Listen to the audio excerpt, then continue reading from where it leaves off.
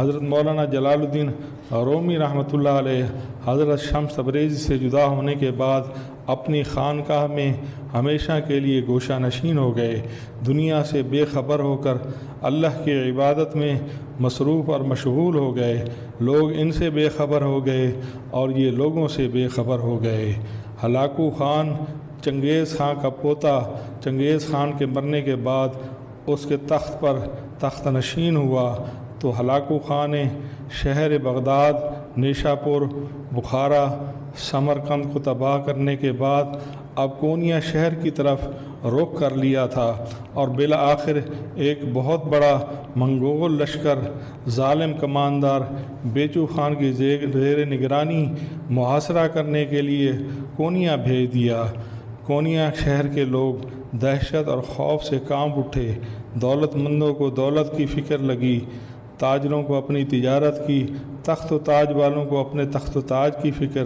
لوگ اس منگول لشکر سے نجات پانے کے لیے دعائیں اور منتیں مانگ رہے تھے۔ دعائیں کسی کام نہ آ رہی تھیں۔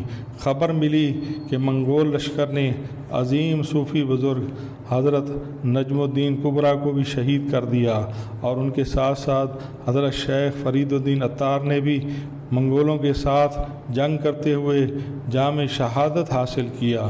ان حالات میں کونیا کا حاکم وقت، عمراء، وزراء، عوام الناس سب جمع ہو کر اس تباہی اور بربادی سے بچنے کے لیے سوچ و بچار کرنے لگے کہ اب کیا کریں۔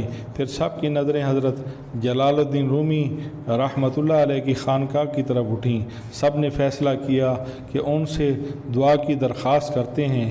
حضرت جلال الدین رومی رحمتullah علیہ سب سے بے نیاز اپنی خانقاہ میں ذکر الہی اللہ کی عبادت میں مصروف تھے۔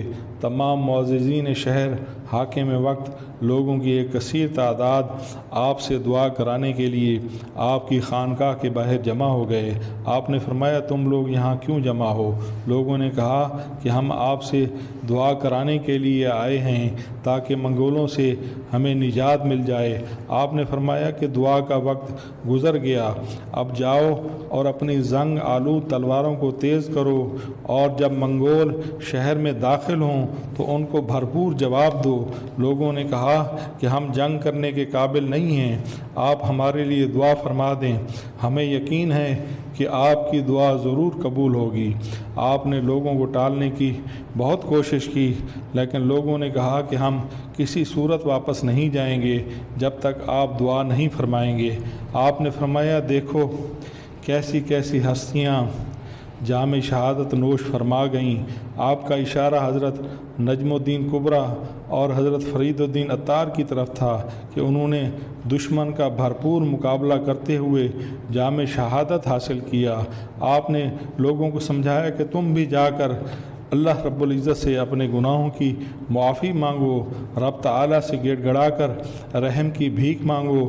لوگوں نے کہا کہ یہ سب ہم کر چکے ہیں، وہ ہماری نہیں سن رہا، ہم تو آپ کے دروازے پر آئے ہیں، آپ ہمیں مایوس مت کریں۔ حضرت جلال الدین رومی رحمتullah علیہ نے اپنا مسلح اٹھایا اور خاموشی سے شہر سے باہر جانے والے راستے پر چل پڑے۔ لوگوں کا ہجوم بھی آپ کے ساتھ ساتھ چلنے لگا۔ آہستہ آہستہ جب آپ شہر سے باہر نکل آئے اور سامنے منگول لشکر کی طرف بڑھنے لگے تو ہجوم کو احساس ہوا یہ تو موت کی طرف خود جا رہے ہیں، تو آہستہ آہستہ ہجوم چھٹنے لگا۔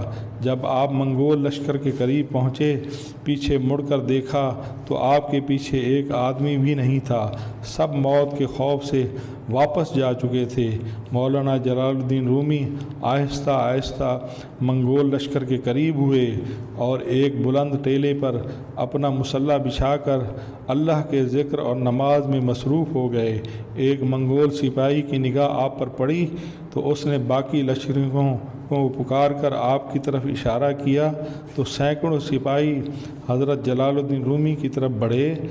وہ ان کی نماز کا مفہوم تو نہ سمجھ سکے لیکن جنگی اصولوں کے مطابق آپ کو مسلمانوں کا جاسوس قرار دیا اور پھر اپنی کمانیں سیدھی کر کے تیروں کی بارش کر دی، لیکن ایک بھی تیر حضرت مولانا جلال الدین رومی کو نہ چھو سکا۔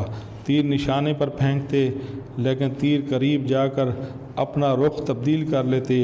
حضرت شیخ بدستور اپنی نماز میں مصروف تھے۔ تیر انداز سپاہی بار بار تیر اندازی کر رہے تھے، لیکن اللہ کے حکم سے حضرت شیخ تیروں سے محفوظ و معمون تھے۔ ایک شور برپا ہو گیا کہ یہ کون ہے؟ کیا جادوگر ہے؟